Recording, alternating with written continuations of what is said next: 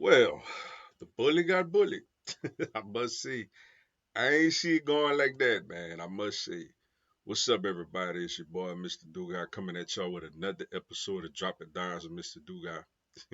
And tonight, I'm going to talk about tonight's, All-State Sugar Bowl college football playoff quarterfinal as you had the Notre Dame Fighting Irish beating the Georgia Bulldogs 23 to 10, and now they're heading to the Orange Bowl in the semifinals to take on Penn State. Before I get into this video, man, for anyone, if you want to drop a dollar on the Cash App, my Cash App information is down in the description box. Also, my social media information is down there. Also, I co-host a sports talk radio show every Sunday morning. That information is down in the description box. If you're a subscriber to the channel, greatly appreciate the love and support. If you're new to the channel, welcome.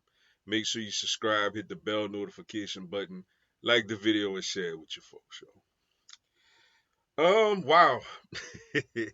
I ain't see it going like this, man. I knew Notre Dame had a shot in this game, and I did pick Georgia to win. But I was somewhat hesitant because they had their backup quarterback out there. But to be honest with you, man, I don't think. Now, granted, it's Carson Beck right now, today, if healthy, a better option at quarterback than Gunnar Stockton. Yeah, absolutely. But I don't think Gunnar Stockton was terrible in this game. You know, I think the problem was they got bullied. They got beat up front, especially the offensive line, man. They did a bad job protecting Gunner Stockton, and they didn't run the football at all, which is what I thought would have happened more. That I thought the Carson Beck injury would have been a blessing in disguise for Georgia. Because they would have, lined up and just play smash mouth football and ran the football because they're a little bigger than Notre Dame. But you got to give Notre Dame credit, man. Marcus Freeman and that staff with a really good game plan. Um, I think what won the game for them was the end of the first half and the beginning of the second half. At the end of the first half, I mean, in hindsight, we could look at Kirby and be like, bro, you're down 6-3, backed up on your own end with a backup quarterback. Man, go to halftime. We could say that in hindsight. But in the moment you down three, Notre Dame get the ball to start the second half. You want to give your quarterback a little bit of comfort, a little bit of momentum, you know what I'm saying? And it just severely backfired as they get the strip sack, and then right after that, they throw the touchdown pass to take it from a 6-3 game to make it a 13-3 game. And then I think the nail in the coffin was the opening kickoff of the second half, man, where dude takes it 98 yards and you blink your eye and it's a 20-3 game. It's a 3-3 game, then it's a 20-3 game. And Georgia didn't help themselves neither, man. I mean, bruh, like, what dude doing in the white on the sideline, man? Like, man, you got on a jersey, you not, man, get your ass back. That cost a 15-yard penalty when Georgia had plenty momentum, after the big play to Smith, and they settled for a field goal. And not to say they wasn't going to settle for one, but that took a little air out of their wins, having to go back 15, starting on like the 26 instead of the 11-yard line. And then the kick coverage, man, that was just poor. I mean, dude really made just one person miss and he was gone. Like that's horrible gap integrity on your special teams, man. Um, you know, and then like I said, they didn't run the ball efficiently at all, which is where I thought Georgia would have had an advantage. You just gotta give credit to Notre Dame, man. They stood tall, and they out physicaled a very physical Georgia team. They didn't do nothing spectacular on offense. Um, they didn't really put long drives together and put a bunch of points on the board. I don't even think Riley Leonard had 100 yards passing, to be honest with you. But they made the plays that they had to make. They were physical. They stepped to the challenge when it came time to be physical. And they got it done, man. You just gotta tip your hat to them, give them credit. Um, I mean, for me personally, I know a lot of y'all gonna want to come at me. You see, we so much better off without Brian Kelly. And you know what? You very well may be better off without Brian Kelly. You may very well be better with Marcus Freeman than with Brian Kelly. But as an LSU fan, right now I'm okay with Brian Kelly. Like I like what we're doing in the portal. I like the team that we're gonna have out there next year.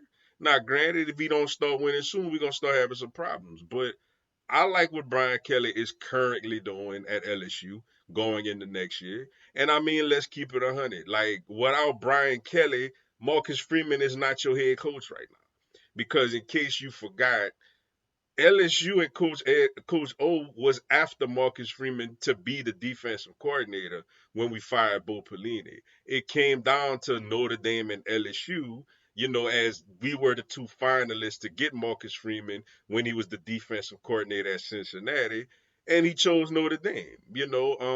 And by him choosing Notre Dame, Brian Kelly leaving, and it opened the door for him to be the head coach at Notre Dame. So if Brian Kelly didn't get him to go there, maybe he come to LSU. Maybe Marcus Freeman our coach. Who knows? And Brian Kelly still your coach. Who knows? You know what I'm saying? So you got to at least give a man credit for getting Freeman there. You know what I'm saying? For being able to hire him as the hot, defensive coordinator in the country. And as you can see, everybody knew he was an up and coming coach then, and obviously it's showing now. I don't have a problem with Marcus Freeman. I think Marcus Freeman is doing a wonderful job at Notre Dame, and I'm happy to see his success. And I'm not going to apologize as an African American man. I am glad to see a young African American coach do really well. You know what I'm saying? So shout out to Marcus Freeman for that. But as an LSU fan, I'm cool with Brian Kelly for now. You know what I'm saying? For right now, I'm cool with him. And for Georgia, man, disappointing into the year, man. Look, I could have easily make the excuse that if they had Carson Beck, they'd have won the game, and maybe they could have. But at the end of the day, they got beat up front, man. They didn't protect the quarterback, and they didn't run the football, man. And I think that's what made the difference in the game. And obviously, the special teams was terrible. I mean, you gave up a kick return touchdown, and then on the fourth down, Notre Dame basically tricked you into going offside to giving them an extra possession to kill more of the clock. So Georgia just got out coached tonight. Kirby's still a great coach. Georgia's still a great program. They'll bounce back. They'll shake back. They got 4 and 5 stars everywhere over there. But tonight you got to tip your hat to Notre Dame, man. They got it done. Now we gonna see.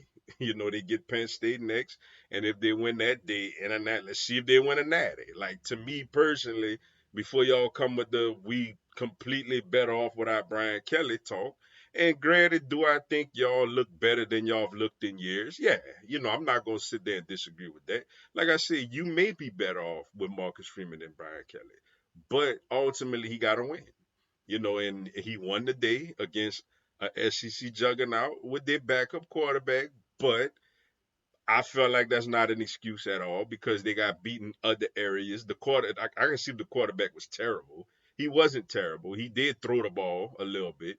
But you got to go win it all, man, before you could perfectly solidify that. But for tonight, Notre Dame fans should be excited about the present and the future with their head coach Marcus Freeman. But with that being said, man, that's all I got for y'all tonight. Appreciate y'all checking out the video. Hit the like button for your boy. Give me a subscribe. I have LSU, NCAA, and content on my other teams throughout the year. Y'all have a blessed one. Go Tigers.